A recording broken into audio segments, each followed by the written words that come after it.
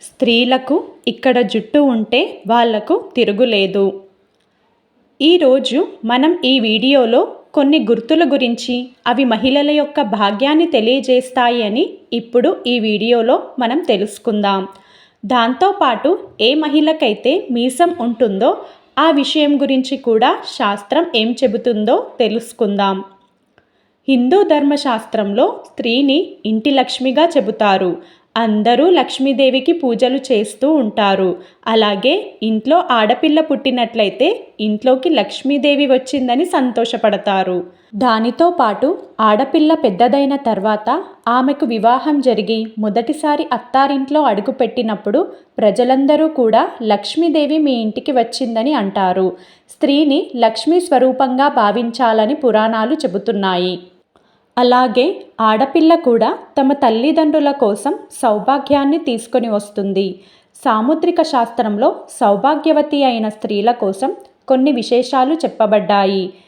ఈ ప్రపంచంలో స్త్రీకి చాలా విశిష్టత ఉంది.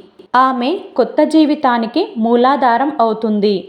ఏ ఇంట్లో అయితే స్త్రీలకు గౌరవ మర్యాదలు ఇవ్వబడతాయో ఆ ఇంట్లో లక్ష్మీదేవి స్థిర నివాసం ఉంటుంది. అలాగే ఈ వీడియోలో మనం స్త్రీలకు ఉన్న కొన్ని సంకేతాల గురించి ఇప్పుడు తెలుసుకుందాం. మొదటి విషయం ఏమిటంటే, మెరుస్తూ ఉన్న గోళ్ళు చాలా అందంగా మెరుస్తున్నట్లుగా ఉంటాయి. లైట్ గులాబీ రంగులో మెరుస్తూ గోల్డ్ కలర్లో ఉన్న స్త్రీ తన కుటుంబాన్ని, తన పిల్లలను ఎప్పుడూ కూడా ధ్యాస పెట్టి బాగా చూసుకుంటుంది. మంచి చరిత్రను కలిగి ఉంటుంది. పూర్తి ఇష్టంతోనూ తన పనులను చేస్తుంది. ఏ స్త్రీ అయితే కాలు మధ్యవేలు పెద్దగా ఉంటుందో ఆమె దౌర్భాగ్యశాలి అవుతుంది. అటువంటి స్త్రీని వివాహం చేసుకునే ముందు మీరు బాగా ఆలోచించవలసి ఉంటుంది. ఏ స్త్రీకి అయితే ఎడమ బుగ్గ పైన పుట్టుమచ్చ ఉంటుందో ఆమె రకరకాల పండ్లను ఇష్టపడుతూ ఉంటుంది. తన పూర్తి కుటుంబాన్ని కూడా చాలా శ్రద్ధగా చూసుకుంటూ ఉంటుంది. తను బాగా వంట చేస్తుంది. ఆ కారణంగా తన కుటుంబం ఎప్పుడూ కూడా ఆమె వలన చాలా సంతోషంగా ఉంటారు. ఏ మహిళలకు అయితే ముక్కు పొడవుగా ఉంటుందో వారు ఎంత పెద్ద కష్టం అయినా కూడా శాంతియుతంగా పరిష్కరించుకునే తెలివితేటలను కలిగి ఉంటారు. ఆ స్త్రీలకు ఖర్చు చేయడం అంటే కూడా చాలా ఇష్టం. కానీ వీరు ఖర్చు పెట్టిన ధనం ఎప్పుడూ కూడా వృధా అవ్వదు. ఏ స్త్రీకి అయితే చేతివేళ్లు పొడవుగా ఉంటాయో వారు చాలా బుద్ధిమంతులు. వారికి చదవడం అన్నా, రాయడం అన్నా చాలా ఇష్టం. ధనాన్ని చాలా పొదుపుగా ఉపయోగిస్తూ ఉంటారు. తన కుటుంబము, తన భర్త వల్ల చాలా సంతోషంగా ఉంటారు. ఏ మహిళ పాదాలు అయితే గులాబీ రంగులో కోమలంగా ఉంటాయో, పూర్తిగా వికసించి ఉంటాయో ఆ మహిళలు తను ప్రేమించిన వారిని లేదా తన భర్తను చాలా సంతోషంగా చూసుకుంటుంది. ఎవరైనా పురుషులు ఇటువంటి స్త్రీని వివాహం చేసుకున్నట్లయితే వారు ఎప్పుడూ కూడా చాలా సంతోషంగా ఉంటారు. తన భార్య వలన తనకు ఎప్పుడూ కూడా ఎటువంటి బాధ ఉండదు. సాముద్రిక శాస్త్రం ప్రకారం మహిళల యొక్క అరికాళ్లలో చాలా రహస్యాలు రాయబడి ఉన్నాయి. ఏ స్త్రీకి అయితే అరికాళ్లలో త్రికోణాల గుర్తులు ఉంటాయో ఆమె చాలా శుభ్రత మరియు బుద్ధిమంతురాలైన స్త్రీ అవుతుంది. తను ఏ కార్యాన్ని అయినా కూడా చాలా సులువుగా, సునాయాసంగా, సంతోషంగా చేయగలుగుతుంది. అటువంటి స్త్రీని వివాహం చేసుకున్న పురుషులు ఎప్పుడూ కూడా తమ జీవితంలో నిరాశను చెందరు. తమను అర్థం చేసుకునే భార్య లభించింది అని చాలా సంతోషిస్తారు. ప్రతి పనిలోనూ కూడా భర్తకు సహాయకరంగా ఉంటుంది.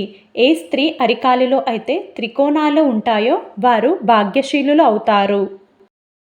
చాలామంది స్త్రీలకు పెద్ద పెద్ద కళ్ళు ఉంటాయి. చాలామందికి అలా పెద్ద పెద్ద కళ్ళు ఉన్న స్త్రీలు అంటే చాలా ఇష్టం కూడా. వారిని ఆ కళ్ళు చూసే చాలామంది ఇష్టపడుతూ ఉంటారు. పెద్ద పెద్ద కళ్ళు ఉన్న స్త్రీల జీవితంలో ప్రేమ ఇంకా సంతోషం ఎప్పుడూ కూడా ఉంటాయి. అలాగే వారి జీవితంలో వారికి ఎటువంటి లోటు కూడా ఉండదు. ఇటువంటి స్త్రీలు ఉన్న పురుషుల జీవితంలో ప్రేమ, సంతోషం నిండుగా ఉంటాయి. అలాగే చాలామంది ఆడవారి ముఖం మీద పుట్టుమచ్చలను చూసే ఉంటారు. మొహం మీద కొన్ని ముఖ్యమైన ప్రదేశాల్లో పుట్టుమచ్చలు ఉండడం చాలా శుభప్రదంగా చెప్పబడింది. పుట్టుమచ్చలు కేవలం భాగ్యవంతులు అయిన ముఖం మీద మాత్రమే ఉంటాయి. ఏ మహిళలకు అయితే ముక్కు దగ్గర పుట్టుమచ్చ ఉంటుందో అటువంటి మహిళలు చాలా భాగ్యశీలులు. ఏ స్త్రీ అయితే అందమైన మరియు పొడవైన జుట్టు ఉంటుందో ఆమెను మహాలక్ష్మి స్వరూపంగా భావిస్తారు. అటువంటి మహిళను వివాహం చేసుకున్నట్లయితే ఆమె సౌభాగ్యవంతురాలు అవుతుంది, ఇంటికి సౌభాగ్యాన్ని తీసుకువస్తుంది. ఆ కుటుంబం ఎప్పుడూ కూడా ధనధాన్యాలతో నిండి ఉంటుంది. సాముద్రిక శాస్త్రంలో జుట్టు గురించి కూడా చాలా విశేషాలు చెప్పబడ్డాయి. ఇప్పుడు మనం వాటి గురించి తెలుసుకుందాం. ఎవరికైతే స్త్రీలకు మొహం పైన అంటే ముక్కు కింద జుట్టు ఉంటుందో పురుషుల భాషలో దీనిని మీసం అంటారు. శాస్త్రం అనుసారం ఏ వ్యక్తికి అయినా సరే వారి శరీరం మీద ఉన్న చిహ్నాలు, వారి నడకను చూసి, అలాగే ఆ వ్యక్తి జీవించే జీవన విధానం, ఒక వ్యక్తి జీవిత చరిత్ర గురించి కూడా చాలా క్లుప్తమైన విషయాలు మనం ఇప్పుడు తెలుసుకుందాం.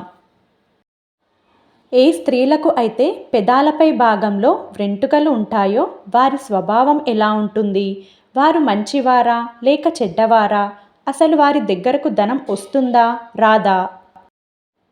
ఏ స్త్రీలకు అయితే ముఖం మీద మీసాలు ఉన్నట్లుగా జుట్టు స్పష్టంగా కనిపిస్తూ ఉంటుందో ఆమె ఎప్పుడూ కూడా చాలా కోపంగా ఉంటుంది. తను ఎప్పుడూ కూడా మాటలతో తన భర్తను బాధ పెడుతూ ఉంటుంది.